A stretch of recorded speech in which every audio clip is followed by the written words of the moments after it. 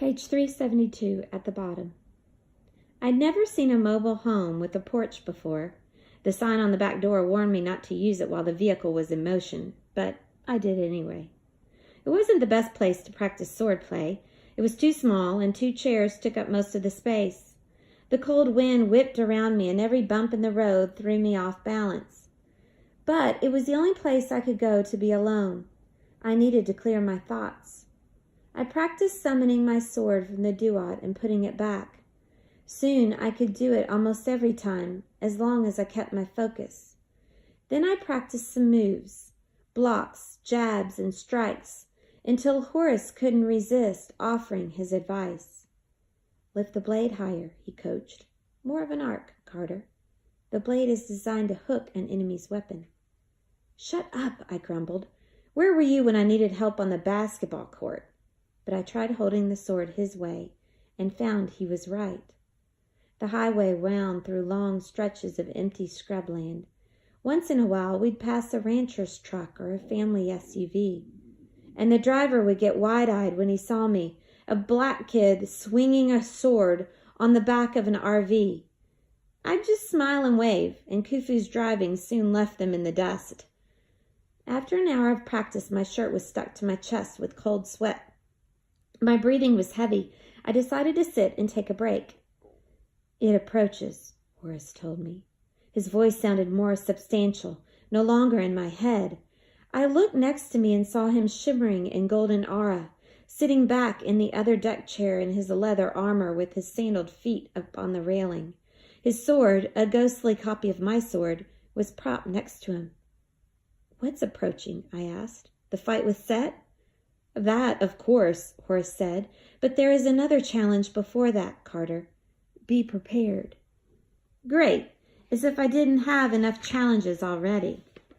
Horace's silver and gold eyes glittered. "When I was growing up, Set tried to kill me many times. My mother and I fled from place to place, hiding from him until I was old enough to face him. The Red Lord will send the same forces against you. The next will come at a river," I guessed, remembering my last soul trip. "Something bad is going to happen at the river. But what's the challenge?" "You must be aware." Horace's image began to fade, and the god frowned. "What's this? Someone is trying to... a different force." He was replaced by the glowing image of Zia Rashid. "Zia!" I stood up suddenly, conscious of the fact that I was sweaty and gross and looked just like I'd been dragged through the land of the dead. "Carter?" Her image flickered. She was clutching her staff and wore a gray coat wrapped over her robes, as if she were standing somewhere cold. Her short black hair danced around her face. "Thank Thoth I found you." "How did you get here?" "No time. Listen, we're coming after you. Desjardins, me, and 2 others. We don't know exactly where you are. Desjardins' tracking spells are having trouble finding you. But he knows we're getting close, and he knows where you're going. Phoenix." My mind started racing. "So he finally believes Set is free. You're coming to help us?" Zia shook her head. "He's coming to stop you." "Stop us? Zia, Set's about to blow up the continent. My dad..." My voice cracked. I hated how scared and powerless I sounded. "My dad's in trouble." Zia reached out a shimmering hand, but it was just an image. Our fingers couldn't touch. "Carter, I'm sorry. You have to see Desjardins' point of view. The House of Life has been trying to keep the gods locked up for centuries to prevent something like this from happening. Now that you've unleashed them, it wasn't my idea." "I know, but you're trying to fight Set with divine magic. Gods can't be controlled. You could end up doing even more damage. If you let the House of Life handle this..."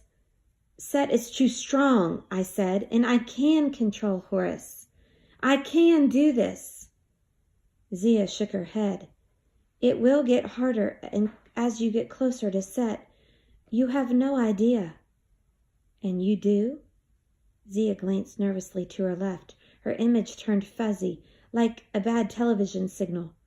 "We don't have much time. Mel will be out of the restroom soon."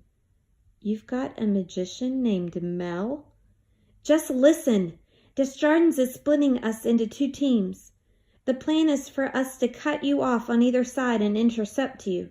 If my team reaches you first, I think I can keep Mel from attacking long enough for us all to talk. Then maybe we can figure out how to approach Desjardins to convince him we have to cooperate. Don't take this the wrong way, but why should I trust you?" She pursed her lips, looking genuinely hurt.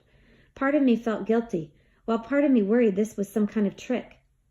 "Carter, I have something to tell you, something that might help, but it has to be said in person." "Tell me now." "Thoth's beak. You are impossibly stubborn." "Yeah, it's a gift." We locked eyes. Her image was fading, but I didn't want her to go. I wanted to talk longer.